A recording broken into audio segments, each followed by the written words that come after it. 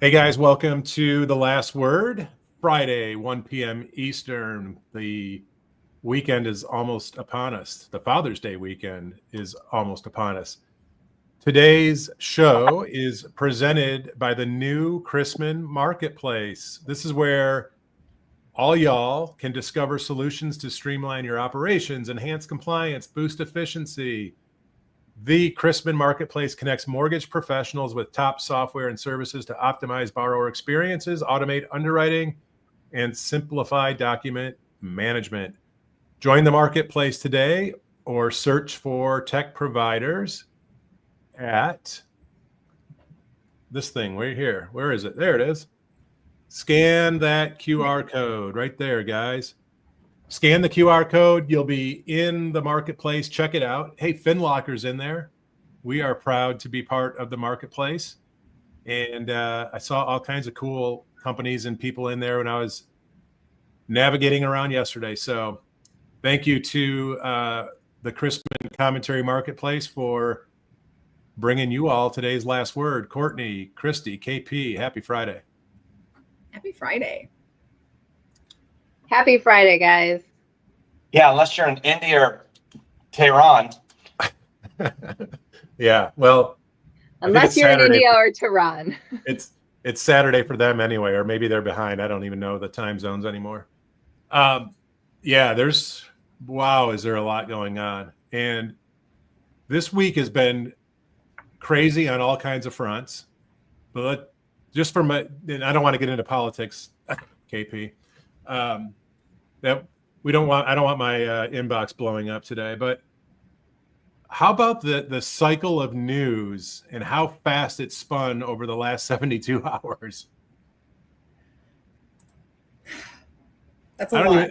Yeah, it's like I can't keep up with it. I was on a plane the other night and watching one of the national news networks, and it was all about LA, right?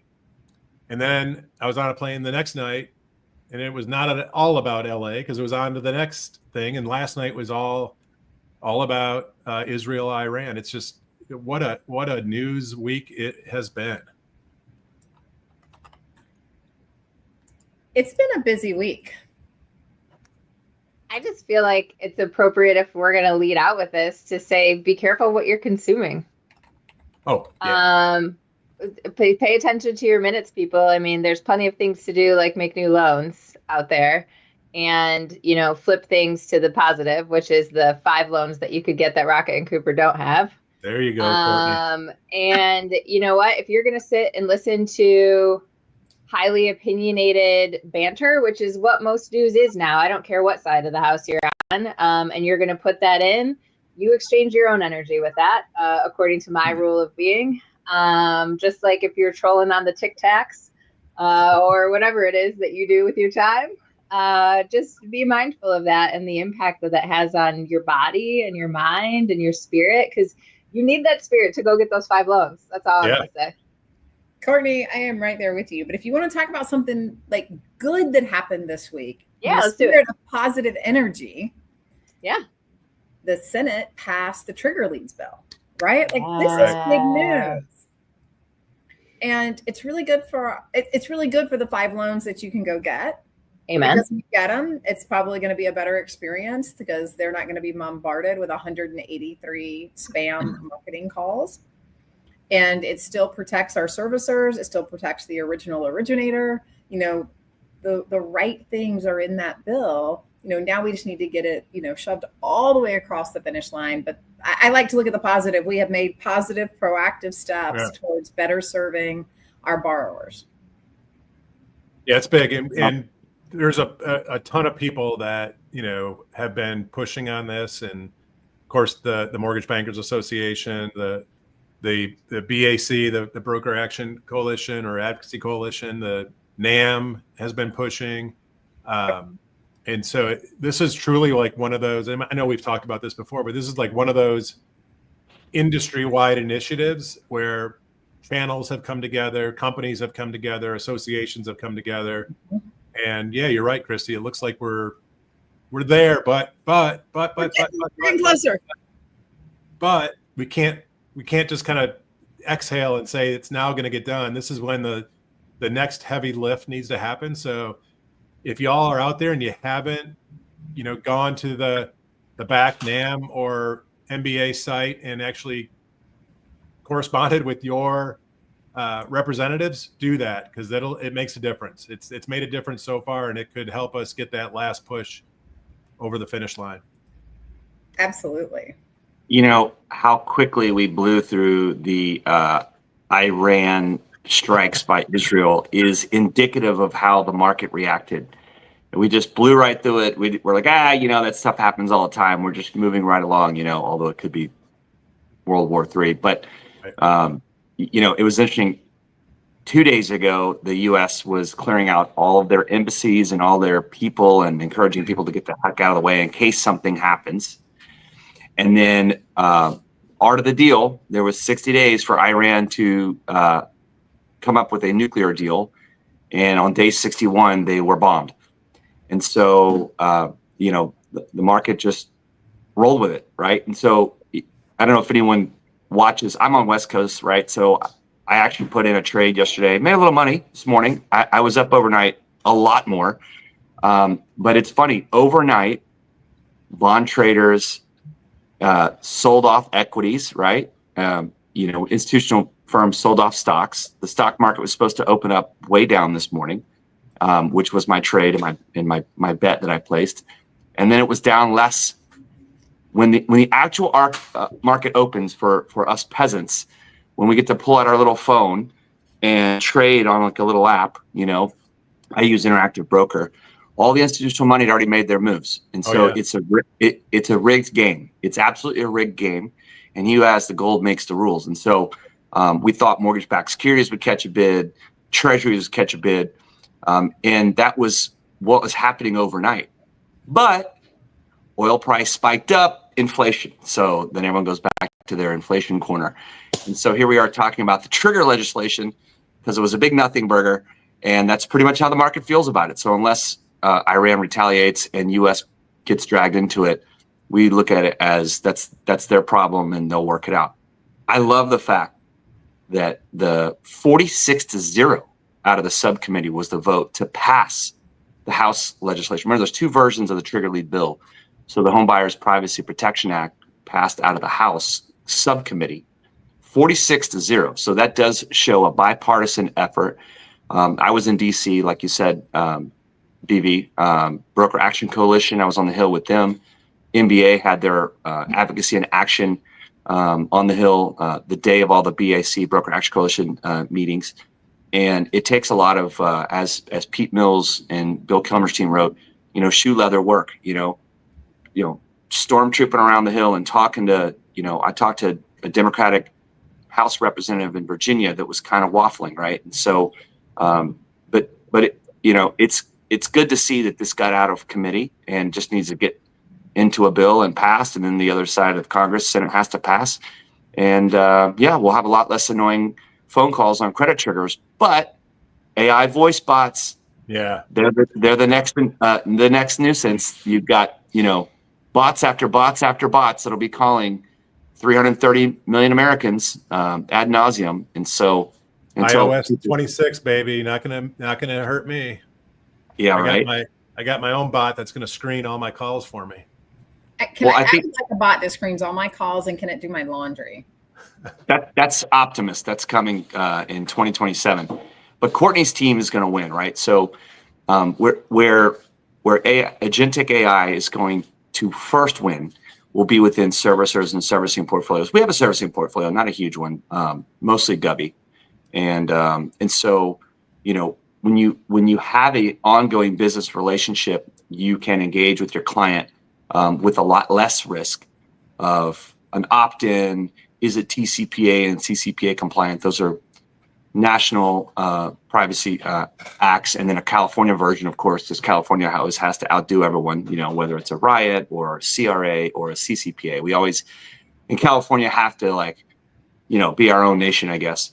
And so, servicers will win with agentic AI first. And so, being able to call on a past client and convert them might stand out better than, a flyer. or an email, a hard mail, whatever. So I think that's going to be the next nuisance that comes out. It's tons of bots calling, but the bots are pretty good. They don't take no for an answer, and Right. they won't call you a chick. I saw it, Courtney.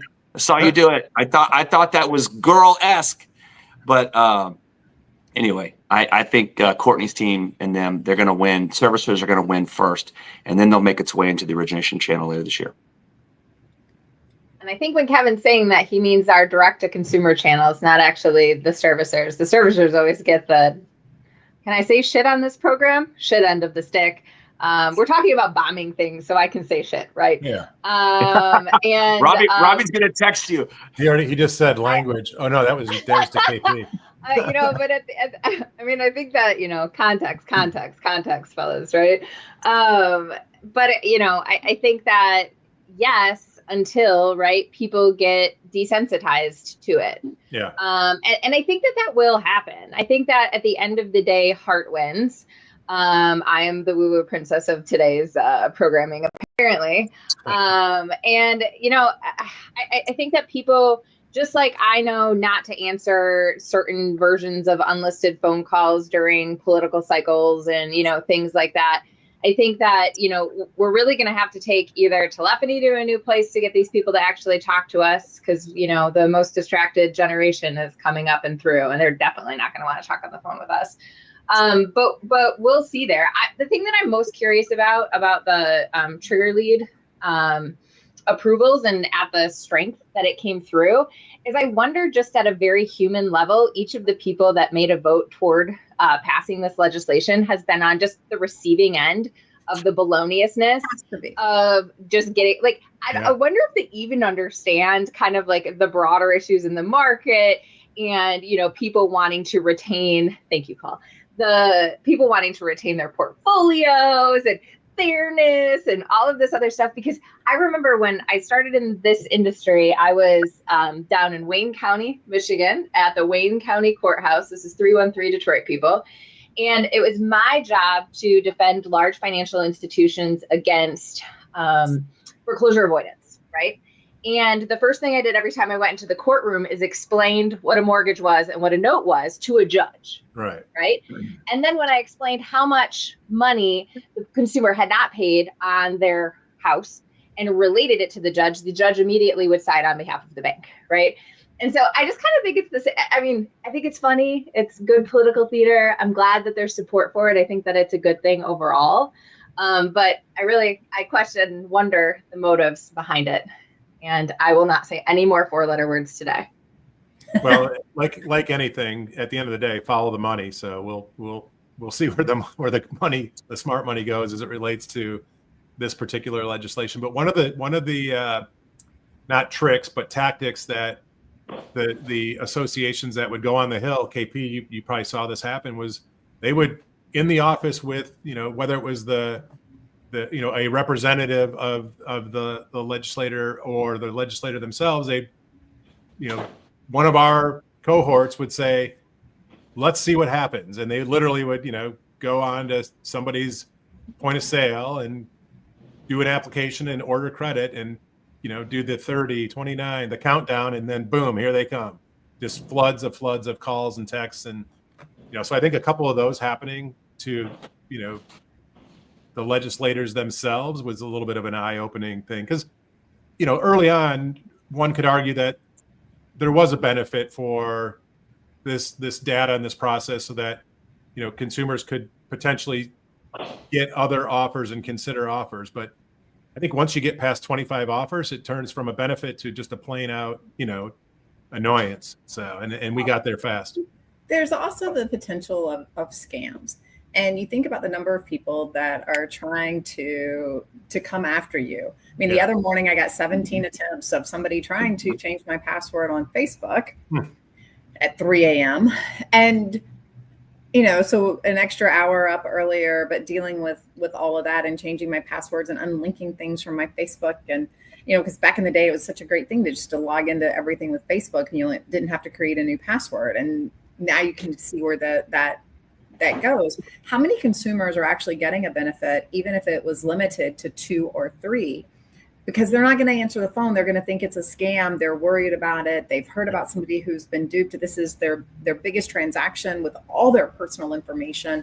And so it does become an annoyance. Yeah. And we have to think about that too, with what happens when we use bots to call people, and how are they going to start behaving? You know, they didn't have this as a field of study where I went to school at the time that I went to school, behavioral economics, and I really wish they had. It would have been my go-to thing instead of just having a degree in economics. That psychology component tells us where people do things. It tells us how they're going to react to what's happening. And I think what we're going to see is it makes Courtney's job harder as she runs servicing.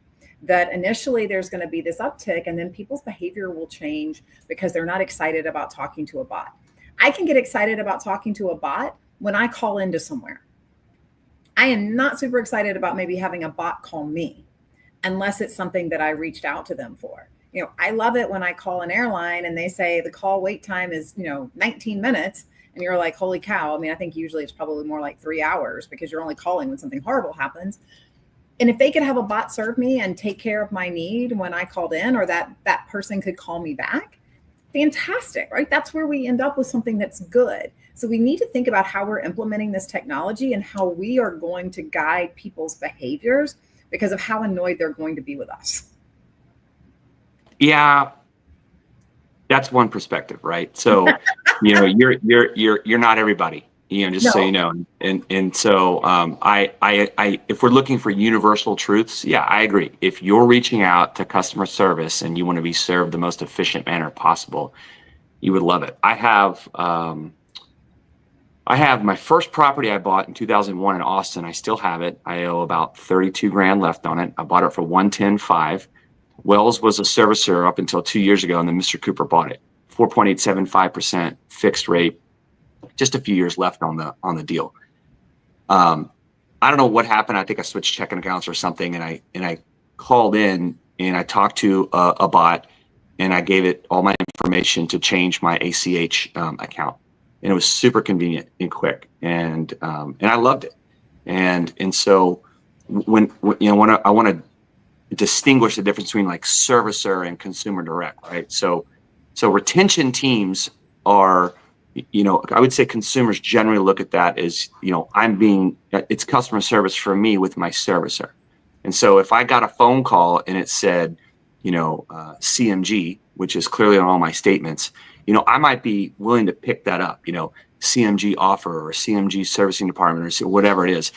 And then I'm telling you, the demos I've heard, these things are having full-blown live conversations, and they're, and it's about calling at the time when the person wants to be served on a refinance or a cash out or whatever. And they're going to catch more opportunities than, a trigger lead is likely too late, right? A trigger lead means someone's already captured them at the right time and they're pulling credit. So this is, hey, it's Jesse, the Australian bot. I'm calling, just doing a little check-in. Everything looks great with your loan. Is there any interest? Do you guys need any cash for anything? Do you guys have any high credit card debt that's higher than, going market rates, and then someone's like, at that moment, they're like, oh yeah, I do have high credit card debt. Or are you interested in building a pool? Courtney's bot will already know all that because they'll have all that. 100%. And so I look at consumer direct as like trying to find someone who maybe, let's say like a first-time home buyer. Yeah. That's a little bit, obviously tougher of an ask. But if a realtor and originator have already kind of talked to this context, so they know there's some interest coming up, and then the follow-up is done by the bot, then it converts, right? Yeah.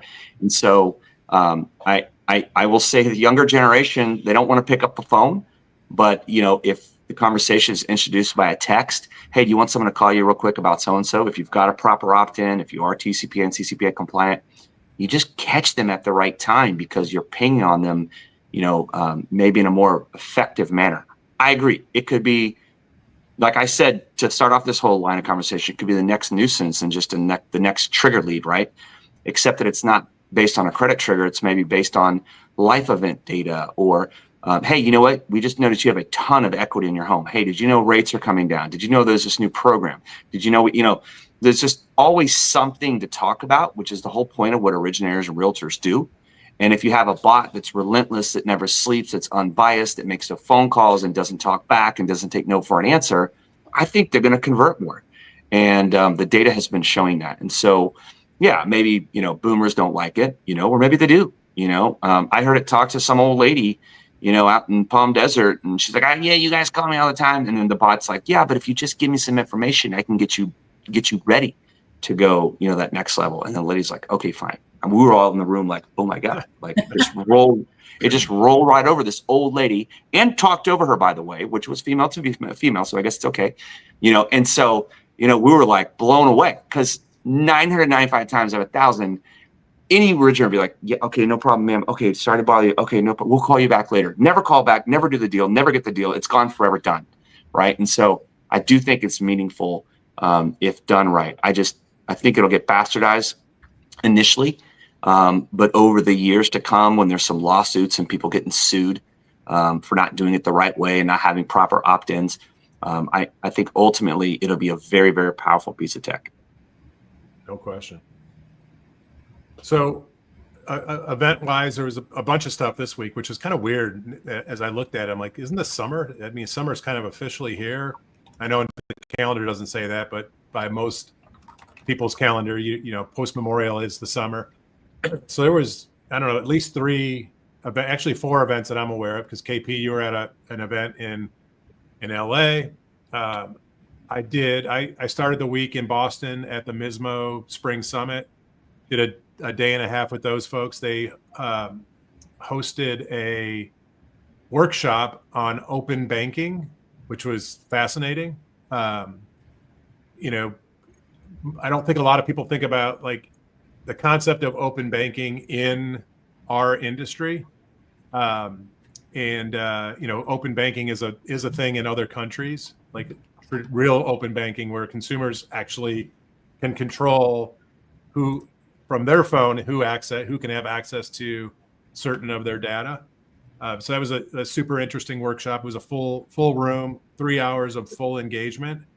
It'll be really interesting to see where that working group kind of takes this initiative, because the session was set up to kind of figure out, is there a there for MISMO and through the MBA to work on? And it was clear based on the dialogue and the discussion that there is. And there was a really cool conversation, Courtney, that kind of, you and I have had this conversation. Imagine a world where a consumer 6 months before they're ready to buy uses an app to help them prepare for the mortgage, tied to a loan officer, a lender, of course.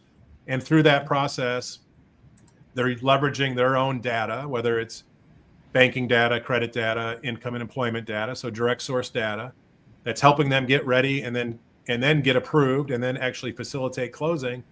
But imagine a world where that connectivity to that direct data for the consumer now lives on in perpetuity into the servicing of that loan, right? And what benefit back to the consumer could that bring if that servicer still had visibility into certain pieces of that consumer's key financial data? Could we get ahead of defaults in some cases?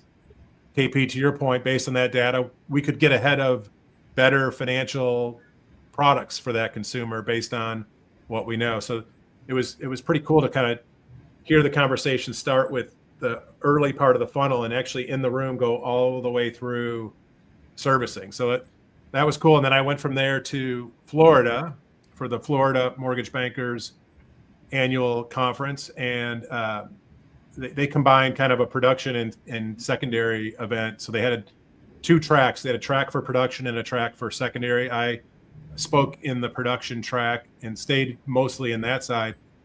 Almost every presentation, including Laura Escobar, who was the keynote, talked about the impact of AI. And pretty much everybody said all the speakers said, if you're not embracing it, then toodaloo, bye-bye. It's over for you.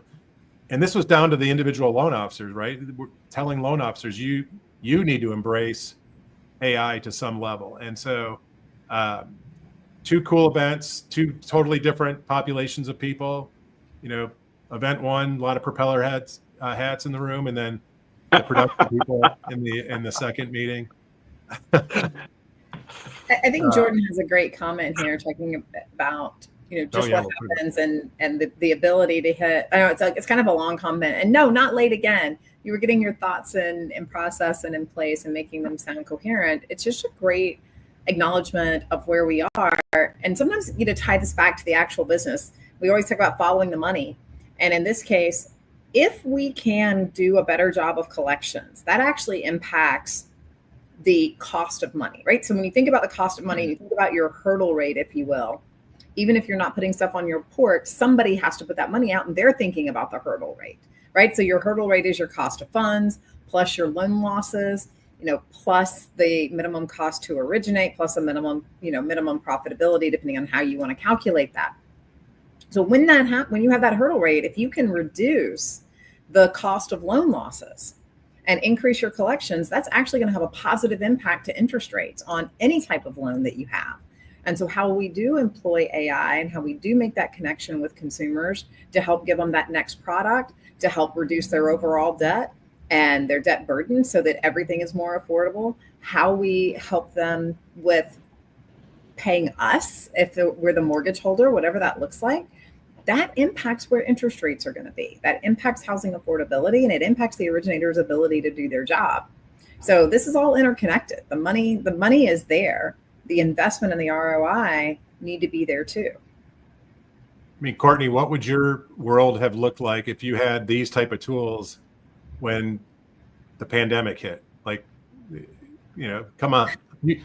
Well, I mean, when the pandemic hit, we were first to market with an online opt-in for forbearance. So we had the first call center, and I'm just proud of my team. I really and these are people that I've now worked with for decades, but when we sat in a room all weekend, not giving each other COVID, I gave everyone COVID, by the way, that weekend, and got that thing out there. It was, that was cool. But I mean, I think that, yes, however, right.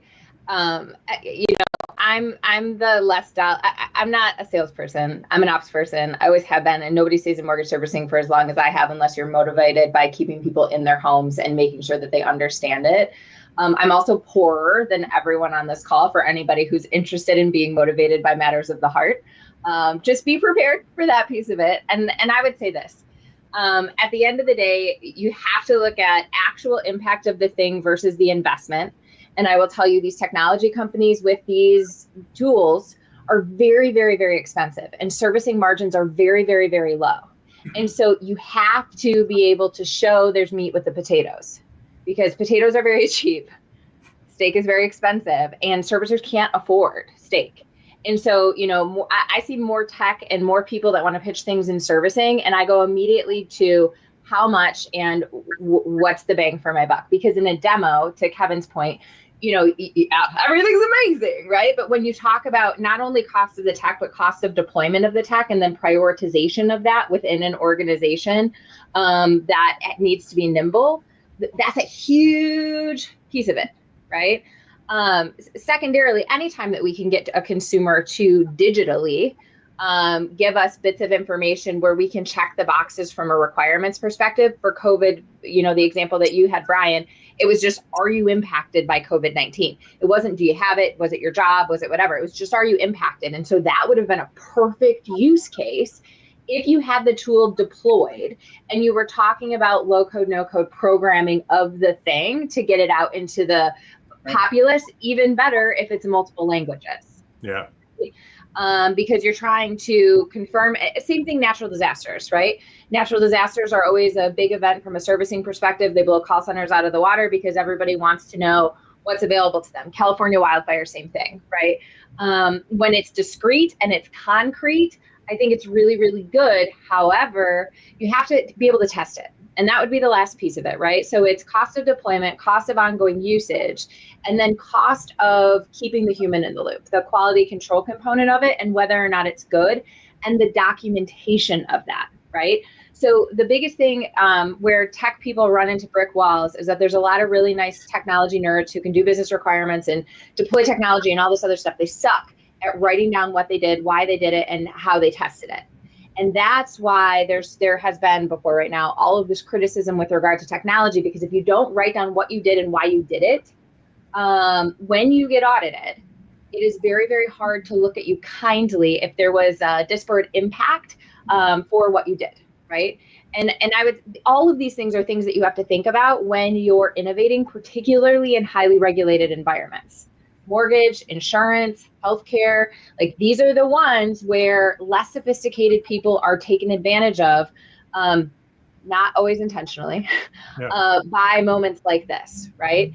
And those are the big things that you have to think about if you're a mortgage company and you're thinking about doing it. Yes, the upside is amazing, but I would say, hey, if you're a multi-business channel operation like CMG, like many mortgage companies on the planet, pick one, deploy it well, right? And teach all of your business lines to use it so that you don't have multiple deployments. You have expert usage of the same. You can have one testing team, right, associated with the same. And I think that what happens with mortgage CEOs, and I see the time. Sorry, you just asked me a question. No, you're really good.